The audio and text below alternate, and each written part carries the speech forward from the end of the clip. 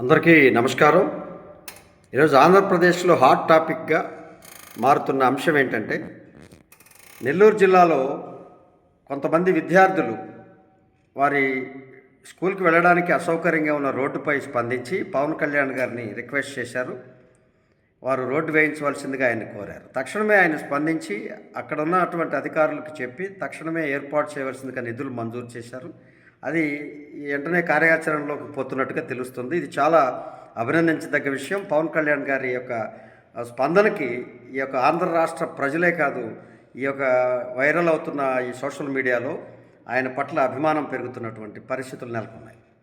ఏదేమైనా ఈరోజు ఉప ముఖ్యమంత్రిగా, ఆంధ్రప్రదేశ్ ఉప ముఖ్యమంత్రిగా, అలాగే పంచాయతీరాజ్ శాఖ మంత్రిగా ఆ యొక్క ప్రజల యొక్క అవసరాలను గుర్తించి తక్షణమే స్పందించిన ఆయనకి మేము కూడా నేషనల్ లోకల్ గవర్నమెంట్ ఛాంబర్ తరఫున కృతజ్ఞతలు తెలియజేస్తూ ఉన్నాం.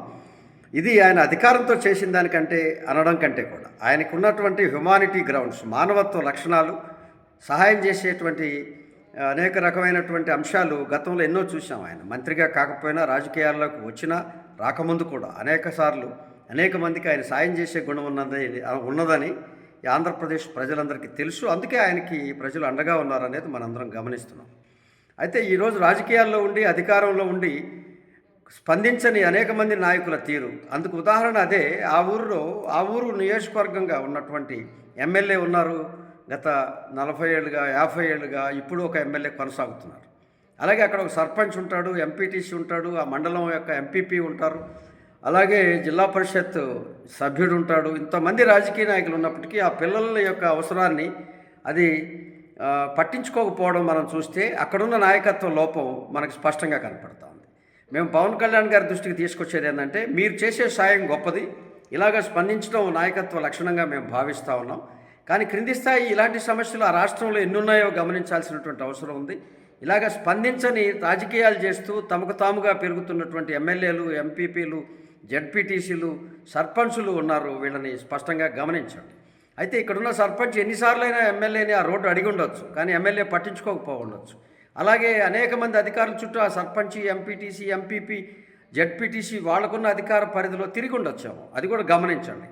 తిరగకపోతే ఎందుకు దీన్ని నెగ్లెక్ట్ చేశారనే దాని మీద మీరు స్పందించండి సార్. వారిని కూడా చైతన్యపరచండి. ఇలాంటివి అనేక సమస్యలు ఈ రాష్ట్రంలో నెలకొని ఉన్నాయి.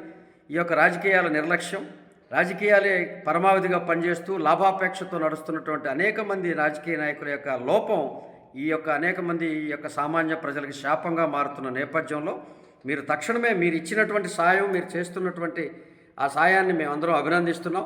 కానీ ఇలాంటి లోపం, నిర్లక్ష్యంతో ఉన్నటువంటి ఆ ప్రజాప్రతినిధుల్ని, ఆ ఎక్కడున్న అధికారుల్ని, జిల్లా పరిషత్ రోడ్డు కావచ్చు, అది మండల పరిషత్ రోడ్డు కావచ్చు, అలాగే గ్రామ పంచాయతీ రోడ్డు కావచ్చు, ఎన్నో నిధులు వచ్చున్నాయి గత దశాబ్దాలుగా. మరి ఎందుకు ఉంచారనేది మీరు ఒకసారి ఎంక్వైరీ చేయండి. ఇలాంటి కనీస అవసరాలను గుర్తించడంలో లోపంగా, నిర్లక్ష్యంగా ఉన్నటువంటి ప్రజాప్రతినిధులను అప్రమత్తం చేయండి.